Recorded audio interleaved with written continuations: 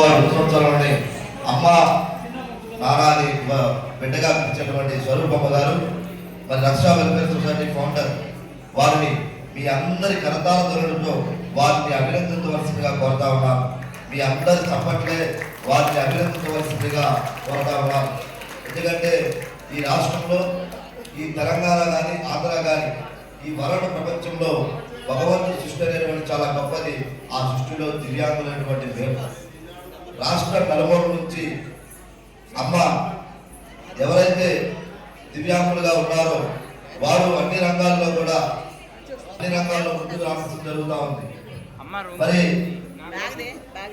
కథ సొక్క వేసుకుని వైట్ సొక్క వేసుకున్న వాళ్ళకి అవకాశాలు ఎన్నో ఉంటాయి, కానీ ఒక కాలు చేయి కోల్పోయి దివ్యాంగులుగా ఉన్నటువంటి వారిని గుర్తించలేకపోతున్నాం, సమాజము గుర్తించలేకపోతున్నాం.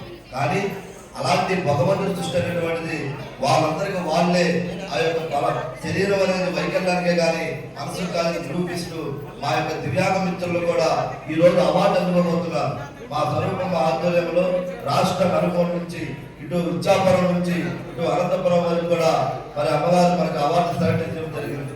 ఎందుకంటే వివిధ రంగాల్లో ఎవరైతే దివ్యాంగులుగా ఉన్నారో వారు సర్వీస్ చేస్తున్న సమయంలో వారికి గుర్తించి అవార్డు ఇవ్వడం, నంది అవార్డు ఇవ్వడం ఈ వరంగల్లో ఈ రోజు పండుగ రోజు ఈ అరుమకొండ గ్రామం ఈ యొక్క అరుమకొండలో మన వరంగల్ స్వరూపమ్మ గారు అవార్డు చేయడం చాలా సంతోషం. ఎందుకంటే మరి దివ్యాంగులుగా పుట్టడం వల్ల ఎక్కడ కూడా ఆత్మస్థైర్యం కోల్పోలేదు.